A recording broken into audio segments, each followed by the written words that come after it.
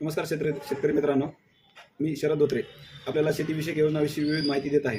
त्याच्याविषयी अशी माहिती आहे, नवीन आलेली एक अपडेट असा आहे जेणेकरून बऱ्याचशा शेतकऱ्यांना माहिती नाही. जे ई पीक पाणी संदर्भात आपण सांगणार आहोत. ई पीक पाणी ही जी ई पीक पाणीचा विषय आहे, हा पहिले जे ई पीक पाणी ॲप होतं, बऱ्याचशा शेतकऱ्यांना त्यामध्ये तांत्रिकदृष्ट्या प्रॉब्लेम येत होता. कोणाचे फोटो घेता येत नव्हते, कोणाचे गट नंबर सर्च होत नव्हते, नाव निघत नव्हते, अशा बऱ्याचशा कोणाचे OTPचा अशा बऱ्याचशा प्रकारचे प्रॉब्लेम त्यात दिसत होते. परंतु त्यानंतर शासनाने या सर्व गोष्टीची दखल घेऊन त्यावरती नवीन एक पर्याय शोधला आहे. तो म्हणजे ई पीक पाणी DCS मोबाईल ॲप असं एक ॲप आहे. ते ॲप तुम्ही डाउनलोड करून पुढील व्यवस्थित सर्व काही ई पीक पाणी करू शकता. जसे की 1 डिसेंबर 2024 पासून रब्बी हंगामाची ई पीक पाणी सुरू केलेली आहे.